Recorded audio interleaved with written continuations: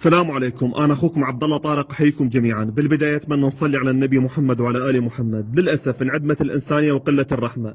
هؤلاء الصغار حديثين ولادة مرميين بالشارع ويلفظون أنفاسهم الأخيرة وجسدهم ممتلئ بالوساخة. قمت بنقلهم للبيت ونظفت جسدهم من الأوساخ، وبعدها عملت بيت صغير لهم ووضعتهم داخل كرتون. وعندي قطة مرضعة وضعتها لكي ترضعهم. بالبداية لم تتقبلهم، أصريت عليها، وهناك كانت رافضة أن ترضع الصغار، وبقيت قرابة الساعة بالقرب منها.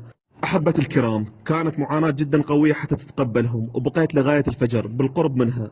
وهنا المفاجأة الأجمل، تقبلت الصغار بكل حب وحنان الأمومة، وبدت برضاعتهم، والحمد لله أصبحوا بمكان آمن، وتحسنت حالتهم بعد ما كانوا يصارعون الموت وجسدهم منهك.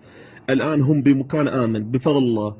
شكرا لرب العالمين، جعلني سبب إنقاذ روح ضعيفة. أتمنى عدم رمي الصغار وتفريقهم عن أمهم، وهذا العمل لا يرضي الله.